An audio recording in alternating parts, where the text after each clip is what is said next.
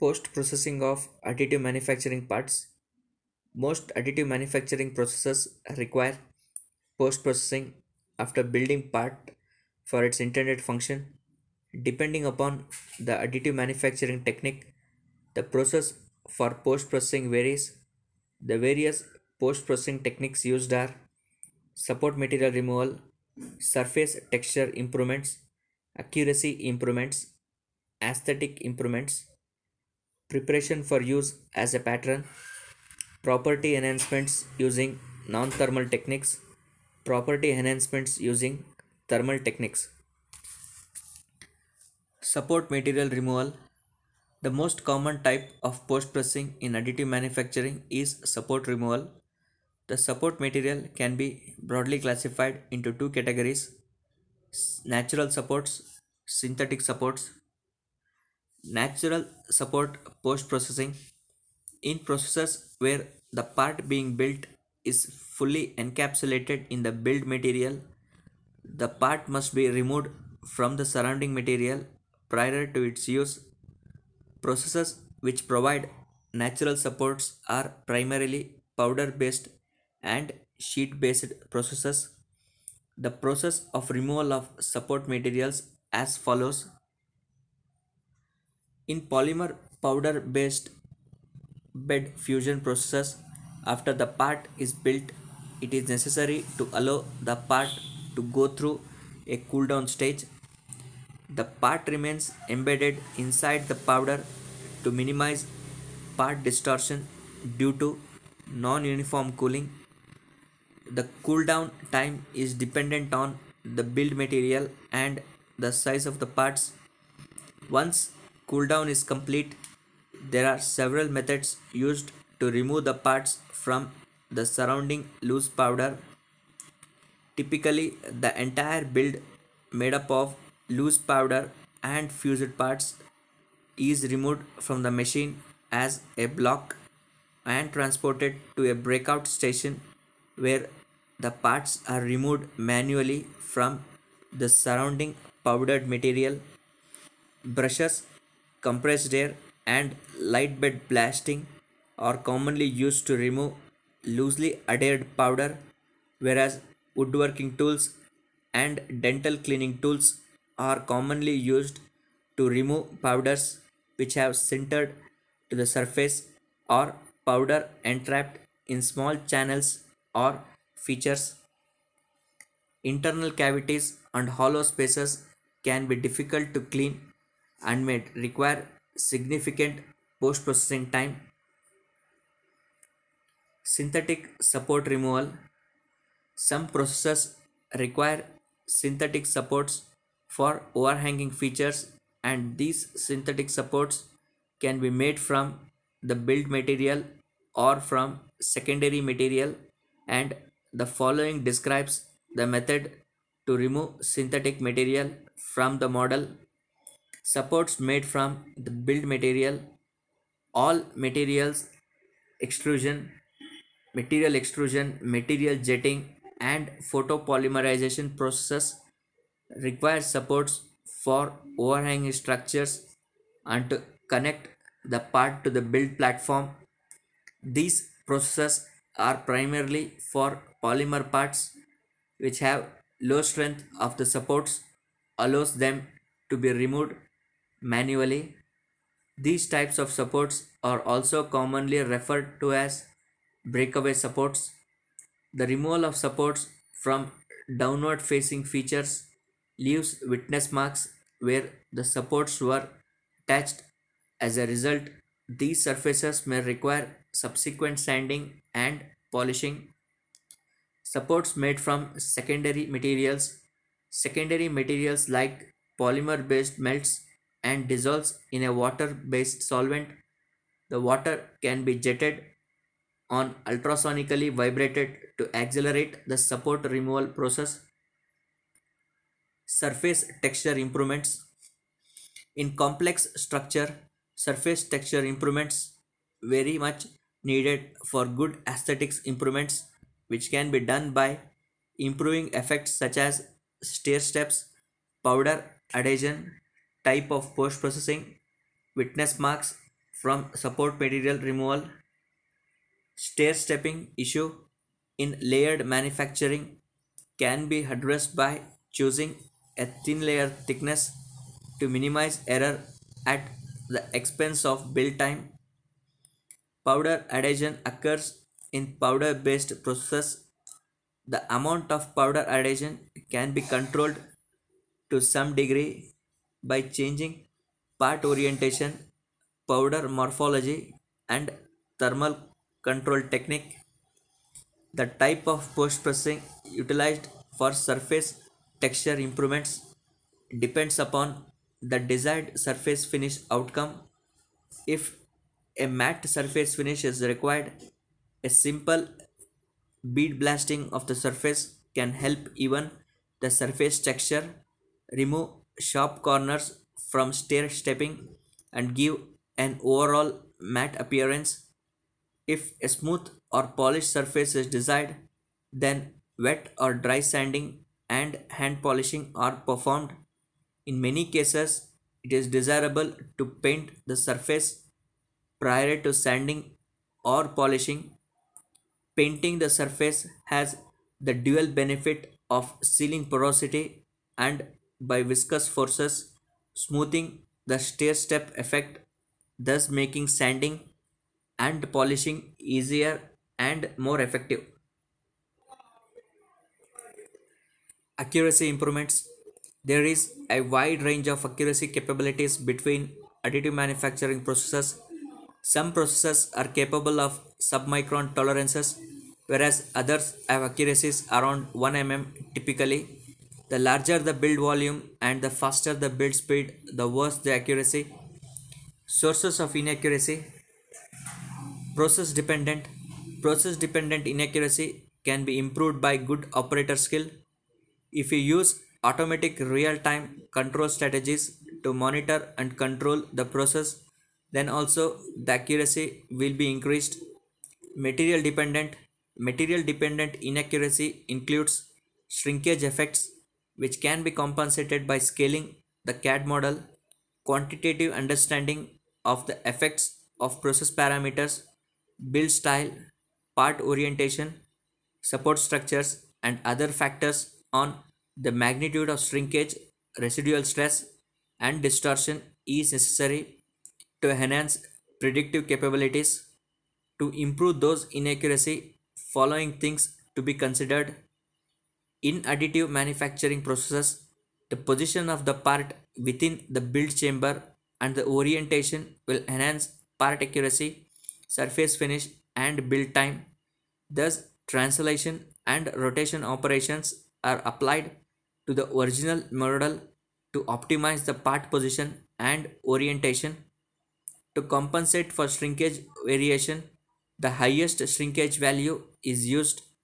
Then ribs and similar features will always be at least as big as the desired geometry. However, channels and holes will be too large, thus simply using the largest shrinkage value is not an acceptable solution. In order to make sure that there is enough material left on the surface to be machined, adding skin to the original model is necessary. This skin addition, such that there is material left to machine everywhere, can be referred to as making the part steel safe. Machining strategy is very important for finishing additive manufacturing parts and tools, considering both accuracy and machine efficiency. Adaptive raster milling of the surface plus hole drilling and sharp edge contour machining will meet needs of most parts. Aesthetic improvements in additive manufacturing parts which will be displayed for aesthetic or artistic reasons are usually a marketing tool. Here aesthetics of the part is of critical importance for its end application. Aesthetic improvement is related to surface finish. In some cases, a difference in surface texture between one region and the other may be desired. In this case, The finishing of selected surface only is required in cases where the color of the additive manufacturing part is not of sufficient quality. Several methods can be used to improve the part aesthetics. Some types of additive manufacturing parts can be effectively colored by simply dipping the part into a dye of the appropriate color. This method is particularly effective for parts created from powder beds, as the inherent porosity in these part leads to effective absorption. If painting is required, the part may need to be sealed prior to painting. Common automotive paints are quite effective in these instances. Another aesthetic enhancement is chrome plating. Several materials have been electrolysis coated to additive manufacturing parts, including nickel, copper, and other coatings. In some cases, these coatings are thick enough that, in addition to aesthetic improvements, the parts are robust enough to use as tools for injection molding. Preparation for use as a pattern. Often parts made using additive manufacturing have intended as patterns for investment casting, sand casting, room temperature vulcanization molding, spray metal deposition, or other pattern replication processes. In many cases, the use of an additive manufacturing pattern in a scaling process is the least expensive way to use additive manufacturing to produce a metal part, as many of the metal based additive manufacturing processes are still expensive to own and operate. The accuracy and surface finish of an additive manufacturing pattern will directly influence the final part accuracy and surface finish. As a result, special care must be taken to ensure the pattern has the accuracy and surface finish required in the final part. In addition, the pattern must be scaled to compensate for any shrinkage that takes place in the pattern replication steps. Investment casting patterns.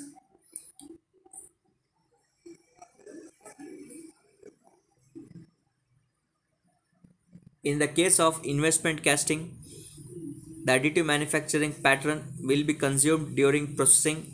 In this instance, the residue left in the mold as the pattern is melted or burned out is undesirable.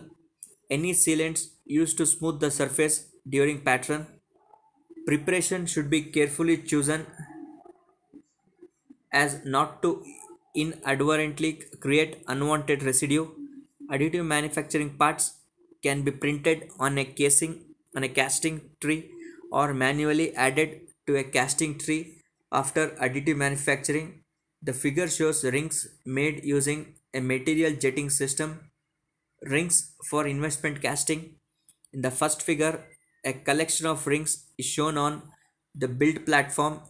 Each ring is supported by a secondary support material in white. In the second picture, a close up of the ring pattern is shown. The third picture shows metal rings still attached to a casting tree. In this instance, the rings were added to the tree after additive manufacturing but before casting. When using the stereolithographic quick cast build style, the hollow truss filled shell patterns must be drained of liquid prior to investment. The holes used for drilling must be covered to avoid investment entering the interior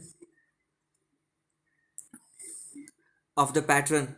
Since photopolymer materials are thermosets, they must be burned out of the investment rather than melted. When powdered materials are used as investment casting patterns, such as polystyrene from a polymer laser sintering process or starch from a binder jetting process, the resulting part is porous and brittle. In order to seal the part and strengthen it to the investment process, the part is infiltrated with an investment casting wax prior to investment. Property enhancements using non-thermal techniques. Powder based and extrusion based processes often create porous structures. In many cases, that porosity can be infiltrated by a higher strength material such as cyanoacrylate, superglue. Proprietary methods and materials have also been developed to increase the strength, ductility, heat deflection, flammability resistance, emit shielding, or other properties of additive manufacturing parts using infiltrates and various types of nanocomposite reinforcements. A common post-processing operation for photopolymer materials is curing. During processing, many photopolymers do not achieve complete polymerization. As a result, these parts are put into a post-cure apparatus, a device that floods the part with UV and visible radiation in order to completely cure the system, surface, and subsurface regions of the part. Additionally, the part can undergo a thermal cure in a low temperature oven, which can help completely cure the photopolymer and in some cases greatly enhance the part's mechanical properties. Property enhancements using thermal techniques. After additive manufacturing processing, many parts are thermally processed to enhance their properties. In the case of powder based fusion techniques for metals, this thermal processing is primarily heat treatment to form the desired microstructures and to relieve residual stresses. In these instances, traditional recipes for heat treatment developed for the specific metal alloy being employed are often used. In some cases, however, special heat treatment methods have been developed to retain the fine grained microstructure within the additive manufacturing part while still providing stress relief and ductility enhancement. In order to prepare a green part for furnace processing, several preparatory steps are typically done. The figure shows the steps for preparing a metal green part made from laser ST100 for furnace infiltration. For laser form ST100 green parts are next to the boats on which the bronze infiltrate is placed. The bronze infiltrates through the boat into the part. The parts are often covered in aluminum oxide powder before placing them in a furnace to help support fragile features during debinding, sintering, and infiltration and to help minimize thermal gradients.